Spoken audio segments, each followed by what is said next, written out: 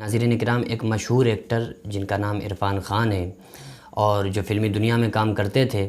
تو ان کا رمضان کے مہینے میں انتقال ہوا۔ تو اب سوال یہاں پہ پیدا ہوتا ہے کہ ان سے سوال و جواب قبر میں ہوں گے یا نہیں ہوں گے، یا ایسا کوئی بھی شخص جو گناہ گار ہو، فاسق فاجر ہو، جسے ہم دیکھ رہے ہوں کہ وہ جو بالکل پیارے آقا صلی اللہ علیہ وسلم کے دین سے دور ہو،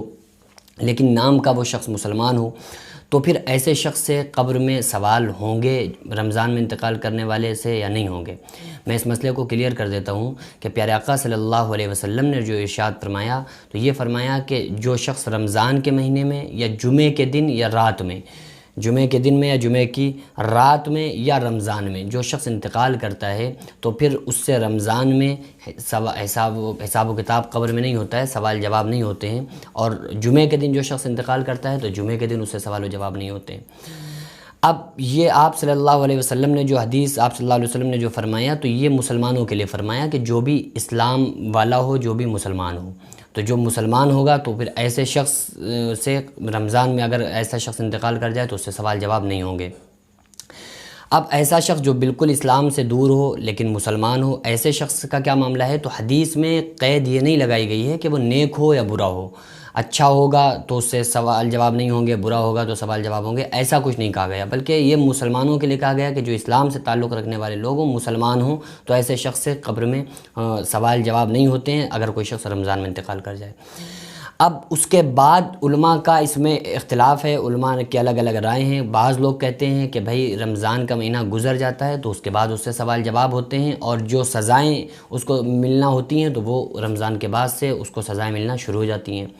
بعض لوگوں نے یہ کہا ہے کہ نہیں، جب اللہ تعالیٰ ایک بار کسی کے اوپر سے عذاب ہٹا لیتا ہے تو پھر اس پر کبھی دوبارہ عذاب نہیں اس کو دیتا ہے۔ تو اب یہاں پر دو مسئلے پڑ رہے ہیں کہ اب ایسا شخص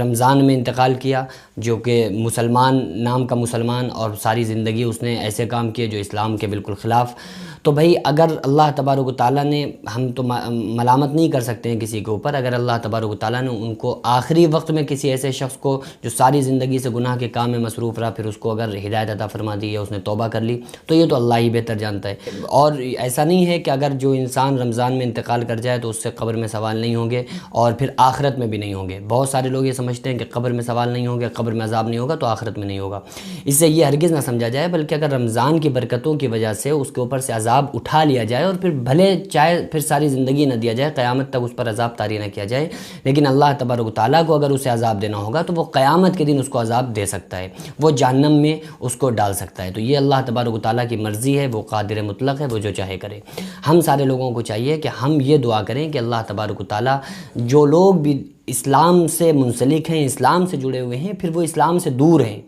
نام کے مسلمان ہیں لیکن ان کے اندر کوئی بھی اسلام والا کام نہیں ہے، تو ہم سارے لوگوں کو چاہیے ایسے لوگوں کے لیے دعائیں کریں کہ اللہ تعالیٰ ان سارے لوگوں کو ہدایت عطا فرمائے، تاکہ وہ زندگی میں خود اپنے ایسے کام کر لیں تاکہ ان کو انتقال کے بعد، ان کو دنیا سے جانے کے بعد پھر کسی کی ضرورت نہ رہے، کسی کے ایصال ثواب کے محتاج نہ رہیں۔ اور ہم لوگ بھی دعا کریں کہ اللہ تبارک و تعالیٰ ہمیں اور آپ کو بھی پیارے آقا صلی اللہ علیہ وسلم کی شریعت مطہرہ پر عمل کرنے کی توفیق عطا فرمائے۔ وما علینا الا البلاغ۔ السلام علیکم ورحمۃ اللہ وبرکاتہ۔